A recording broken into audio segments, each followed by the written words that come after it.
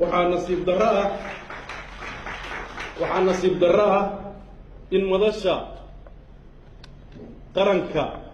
loo bixiyey ee anigu aan aaminsanahay inay constitutionally ay ahayn sax inay ku tallaabsanayso maalin walba khaladaad waaweyn oo dalkan masiirkiisa halis ku ah. waxaad ogtihiin 2012 waxyaabaha dowladihii ku-meel gaarka ah laga dhaxlay oo ugu waaweynaa waxaa ka mid ah in ay dadkii Soomaaliyeed mar labaad magaalada Muqdisho isugu keentay in la diyaariyey dastuur oo si ku-meel gaara 825 qof ay u ansixiyeen iyadoo lala sugayo markii dib loo eego in bulshada Soomaaliyeed ay afti u qaado waxa keliya oo hanti ah maanta Soomaaliya ay haysato intaasaa saldhig u ah. shuruucdii dalka ee saldhigga u ahaa in dadkan mar labaad ay isku aaminaan oo dib isugu soo noqdaan ayaa waxaa moodaa dib mar labaad in la rabo in loo burburiyo oo haddana aan noqono inaan square one inaan haddana mar labaad istaagno.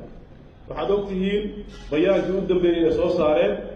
oo aan sharciga ahayn in ay ku tunteen qodobka 72 ee dhigayay aqalka sare inuu yahay 54. waxa ay leeyihiin marxaladan haddiiba jiri karaan arrimo siyaasadeed xal way u gaari karaan habka loo qeybiyo constitutionka wax waa ka bedeli karaan iyagoo xeerinaya ummadda Soomaaliyeed wada jirkeeda laakiin inay xeer ay soo saaraan ay ku burburinayaan sharci constitution ah waxaad ogaataan qofka noocaas sameeya waa qof inqilaab sameeyey. marka dadka noocaas ay rabaan inay inqilaab sameeyaan oo dalka wareegto ku maamulaan oo ay rabaan inay iyaga danahooda ku ilaashadaan arrintaa waxaan filayaa inay tahay arrin aan sax ahayn dadka Soomaaliyeedna si sax ay u ogaadaan mowqif midaysan ay ka qaataan. waxa ayaan darro ah dadka Soomaaliyeed dhaqamo aan wanaagsanayn bay lahaan jireen oo mararka qaarkood qoysaska Soomaaliyeed dhibaato badan u geystay kaasoo murtidiisa ay ka mid tahay inay dad badan waqtiyo ay aqoontu iyo garashadu ay yarayd ay ka dhigteen halbeeg oo qoysas Soomaaliyeed lagu dhisi jiray oo oran jiray gabadha beenna waa lagu soo xerogeliyaa runna waa lagu dhaqaa oo markii beenta lagu soo xerogeliyo oo runta timaada laba mid bay noqon jirtay ama qoysku waa burburi jiro gabadhu ma aqbali jirin ama waxay ku jiri jirtay calool xumo iyo waxaysan iyadu aysan raalli ku ahayn inay ku dhowlaato oo nolosheeda halis gelin jiray. casriga maanta ah dowladnimadii dad baa raba inay u adeegsadaan inay yidhaahdaan shacabka Soomaaliyeed beenna waa kusoo xerogelinaynaa beenna waa ku dhaqaynaa wax suuragalna maaha.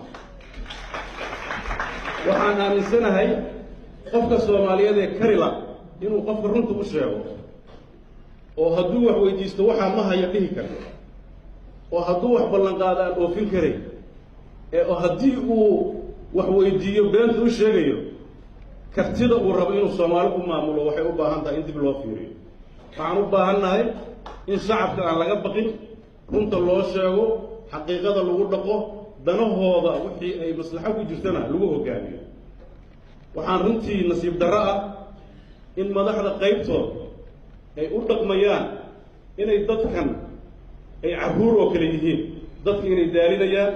waxyaabaha yaab kale waxaa ka mid a go-aan bay soo saareen madashu iyadoo 3 ka mida ay maqan yihiin macnaheedu waxay tahay intayn bixin bay kusii heshiyeen muxuu sii sheegi waayo mas-uulaasha. marka ummadatan ummad been lagu dhaqi karo waa ka weyn tahay geyiga kana cidna kan baabi'in kara mayso. waxaan inii sheegayaa talada dalka runtii dadka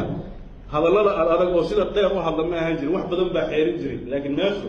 waxa ay muuqda alamtara inay soo dhaaftay. waxay u baahan tahay waa hijacking dad raba inay dadka afduubaan saxna ma aha. ummadatan ummad la afduubo way ka weyn tahay.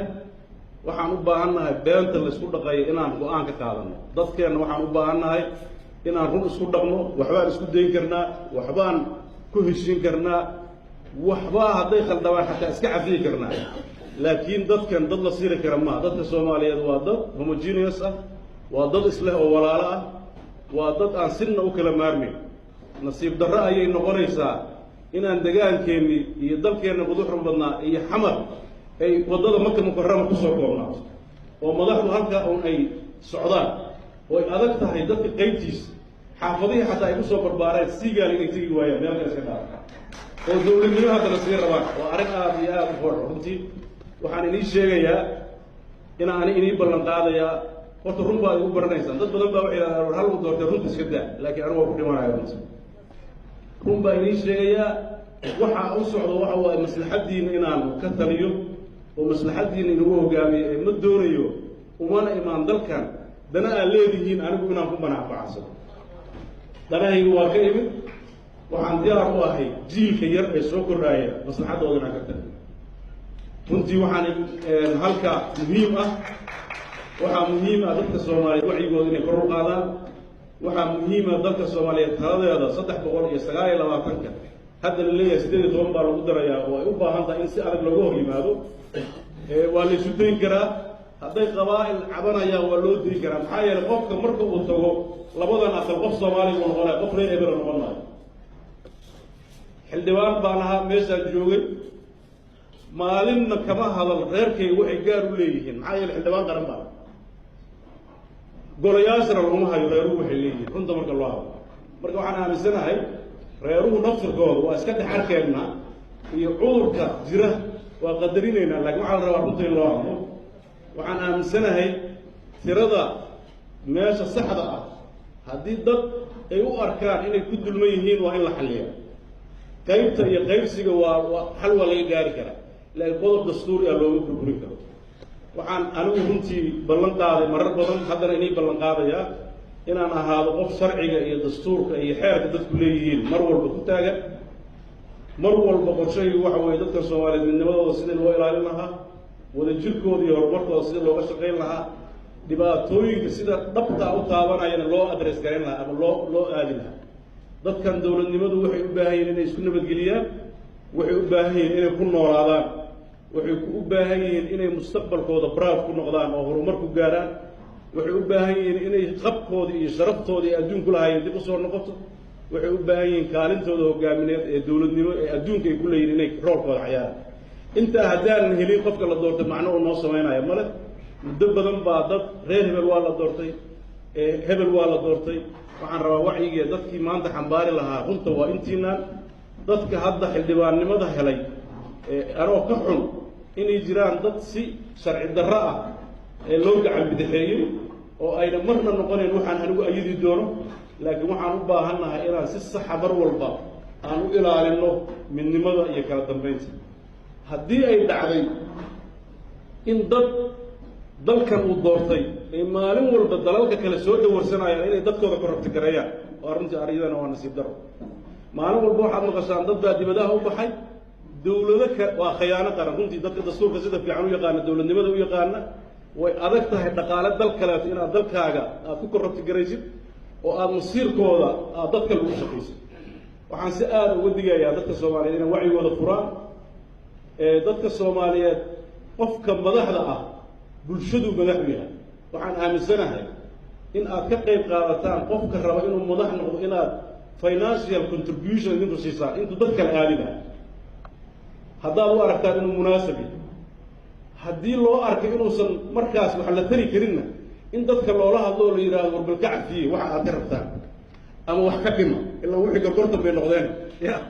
dowladnimadii waaba isbedeshay laakiin aan waxaan aaminsanahay inay sharaf darro maalin walba tahay waxaa dadka dhaqanka soomaalida la ohan jira carruurta waxaa lagu sasabaa markii biyo la-aan dhacdo miyiga dhaankii baa soo socda si ay u seexdaan hadda madax baa intay maalin walba intay dibadda aadaan waxay dhaan lacag baan doonaya markay yimaadaan xawaaladday kusoo jirtaa dadkii waa been bay ku wareeriyeen marka an waxaan qabaa in runta la isu sheego qofku waxa jeebkiisa ku jiro oo keliya ma ahane wax walaalkiis ku jiro intuu u tago uu dhihi karaa war maanta waxaan rabaa inaan dadka u shaqeeye contribution isi ceeb maaha fundraising qofku uu samayn karaa saaxiibadiis lacag uu ka soo qaadi karaa dowladnimada iyo siyaasaddu inay lacag u baahan tahay anigu ma inkirayo oo waa xaqiiqo jirta laakiin waxaan u baahannahay wax walba in limitationkeeda lagu hayo oo aan akhlaaqda dadka aan la baabi'in oo hadday iyagu ka baaba'aysa xataa madaxdu aysan baabi'in madaxdu waxay u igman tahay inay dadka horumarkiisa akhlaaqdiisa ilaaliso ee uma igmana inay dadka burburiso